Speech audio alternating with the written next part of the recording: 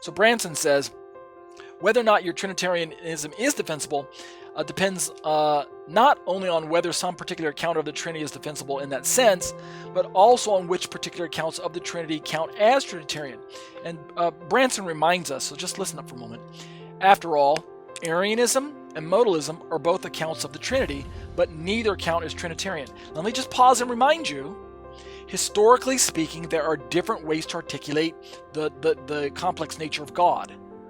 And historically, what Dr. Branson is trying to remind us is that history has shown that Arianism and Modalism, which are kind of two extremes when it comes to trying to explain God's nature. Arianism errs on the side of extreme humanity, right? Jesus is fully humanity, and therefore he doesn't have any deity. And Modalism kind of errs on the other side, where it simply has Jesus' humanity swallowed up in the one being known as God, so that there is really no separate person of Jesus. It's all God, and there's only really one being, and there are no persons at all. It's just one God wearing different masks. That's what we call modalism. But either way, what Dr. Branson's trying to remind us is that Arianism and modalism are actually both categorically accounts of the Trinity, but neither count as Trinitarian from an Orthodox perspective.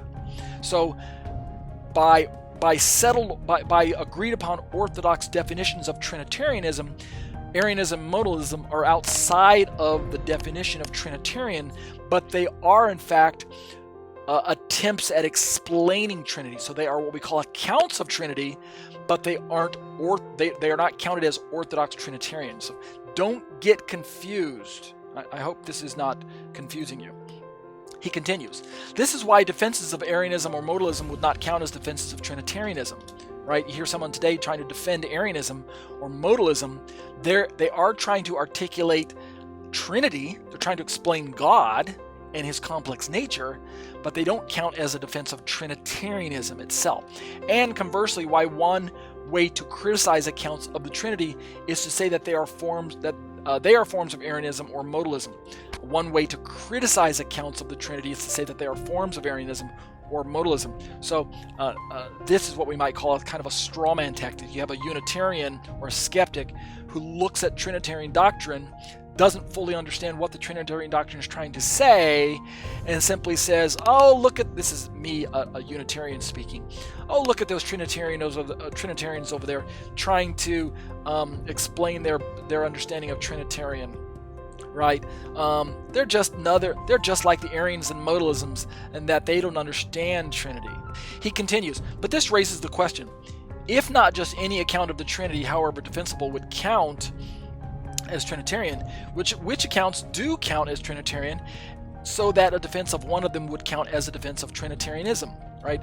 This is being somewhat confusing, but again, he's just trying to help us as Trinitarians realize that we need to make careful distinctions between which accounts of Trinity should be included as Orthodox Trinitarian and which ones should not. Which ones should, which ones should not.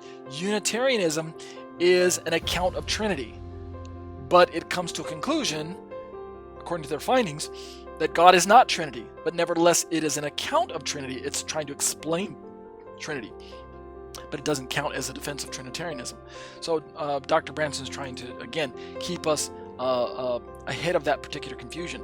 Much recent analytic theology have been concerned with devising, hopefully defensible, accounts of the Trinity, but comparatively little attention has been given to this question of what it takes for an account of the Trinity to count as Trinitarian. In other words,